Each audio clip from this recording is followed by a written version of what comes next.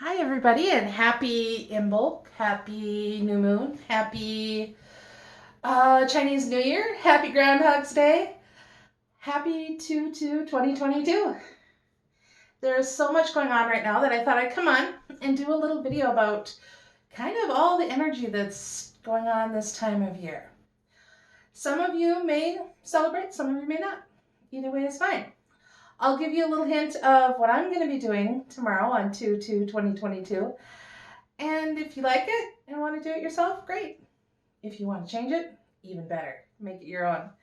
Uh, Doing a little history of today, I was talking to a friend of mine. She said, well, the new moon is on Monday going into Tuesday, or Sunday going into Monday. And, no, Monday going into Tuesday. And I'm like, wow, it's a new moon already. I'm like, wait a minute. It's also Imbolc for those who celebrate that. The Feast of St. Bridget. We've got Chinese New Year, Groundhog's Day coming up on the 2nd on tomorrow. A lot of stuff going on. And when I was doing a little more research, finding out some of the stuff that was going to happen with the current events this time of year, the new moon is in Aquarius, I believe, and it is bringing in passionate relationships, passionate adventures, also bringing in a lot of goal setting and achievements for the next 11 months. It's also a new moon. As always, new moons are about new beginnings. So that's a really great thing to do. So that's kind of what I've been focusing on the last couple days. Looking at Imbolc, for those who don't know what that is, Imbolc is a pre-Christian celebration for the goddess Bridget. And during Imbolc, the emphasis is to welcome back the sun, because it's also the time of year that you notice the days getting longer. And in fact, just last week, I had finished working for the day, and my son goes, Mom, you're done working already? It's still light out. I'm like, yeah, that's because the days are getting longer again. But it's this time of year that we start to actually notice it after January, that long, dark, cold month is over, at least for those of us out here in the upper Midwest. But it's also a time, Imbolc is, of planting seeds. Physical seeds for plants that need a little longer germination in colder months, in colder climates, but also for planting those seeds of what you want to do with your life. And the whole goddess that it's around was the goddess and also the matron saint. Some say they go hand in hand, some say they were two different individuals. Who's to know? Only Bridget herself or themselves know. But the goddess Bridget, she was a goddess of cattle and smithing.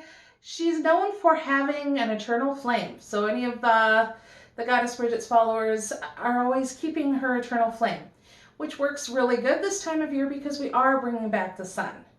And that flame is to help bring back the sun.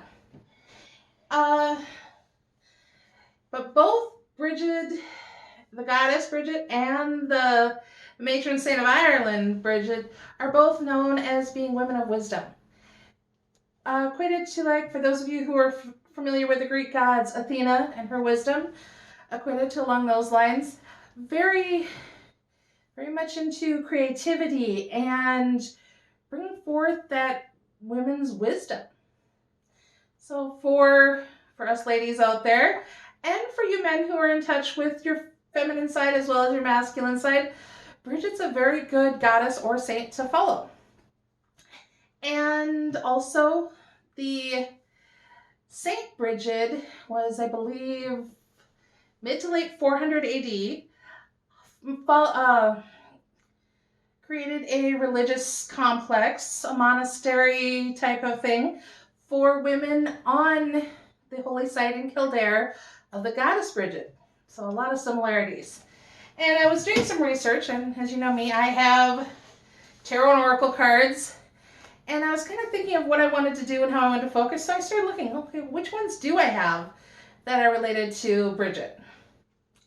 And I knew the Empress card is always one that's associated with Bridget.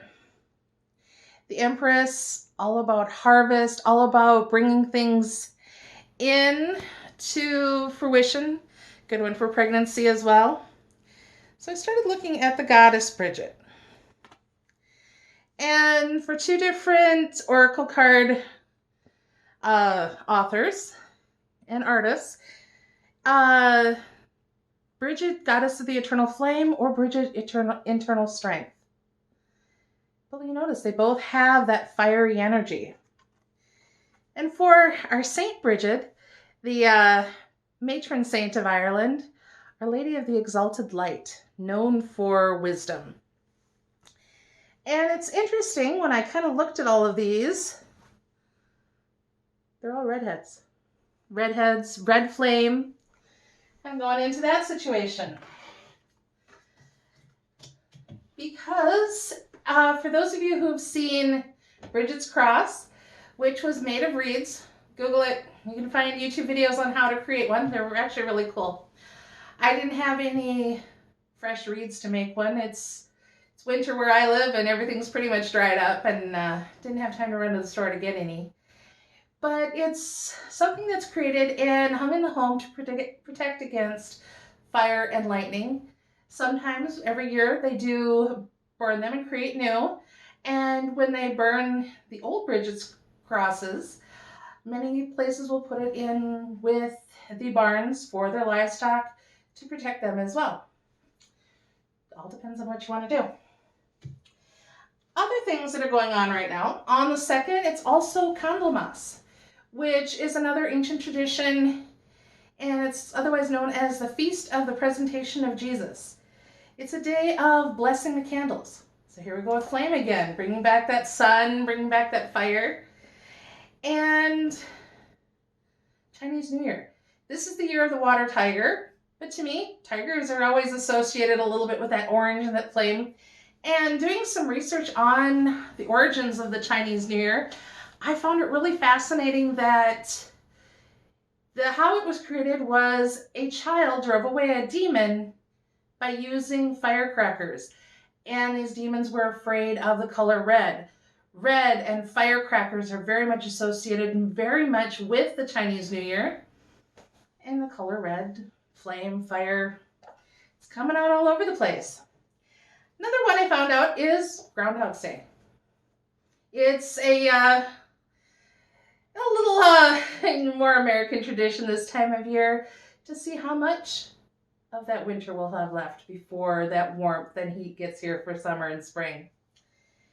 And moving all religion aside, we get to the numerology. February 2nd of 2022. There's a whole lot of twos going on there. Twos are all about duality and partnership. But if you look at 2022, that's 5 twos. Adding that together with the numerology, you get the number 10, which reduces down to 1, which is all about new beginnings. Which kind of a roundabout way of leading to my ritual, my meditation practice that I'm going to be doing tomorrow, and I thought I'd share with you guys. I just took a simple piece of paper, drew a circle on it, cut it into 4 quadrants. I got the idea from looking at Bridget's Cross, but since Imbolc and February 2nd, Groundhog's Day, is all about planting and bringing in the sun and light, I thought, well, I may plant a seed, actual physical seeds, and start growing some tomato plants or something, but what seeds do I want to plant in my life? So my plan for this is tomorrow and over tonight, do some meditation, do some self-thought, and either write, draw pictures of, I don't know, somehow list those in the 4 quadrants of my circle. And when I do that, I will be lighting a candle. Since for me, I'm kind of celebrating a little bit of Bridget. Doesn't matter if you have regular candle, or even just a little birthday candle. Whatever works for you, whatever will give you that flame. Flame is an excellent meditation tool to kind of gaze into that flame and start picturing what your life is going to be like when you have those goals accomplished? What is it you're going to do? How are you going to feel? What's going to be around you when you have those goals accomplished? And you can make it fancy if you want. Use stones with your candles. I've got emerald and fluorite. A lot of people say, well, emerald and fluorite, those are not Bridget stones. Okay? I really don't care. And neither should you. If you are a purist and you want to do everything by using a book, great, do that. I don't like to do things that way. Sometimes, and by the time tomorrow, I may add a few things or subtract a few things depending on what I'm feeling at that moment. And that's what I encourage for all of you. Do what feels in your heart right for you. If none of this feels right, don't do it. If you come across this video in the middle of July and you're like, you know, that really makes sense to me, I want to do that, so do it then. Doesn't mean you have to do it on 2/2/2022. It's just what I'm doing. Make it your own. If you don't want to write down your goals, sing about them, dance about them. What works for you? That's what you need to be doing. There are so many books out there, or people online, or maybe that you know, different leaders, community leaders, religious leaders telling you, okay, you have to do this first, you have to do that, you have to move around in a circle clockwise while reciting the preamble to the Constitution, ancient Babylonian, or it won't work. Yeah. Don't worry about that. Do what feels right for you. This is an example of what at this point is feeling right for me. But you got to do what you got to do. You do you, boo, as the saying goes. Do what you feel in your heart is right for you.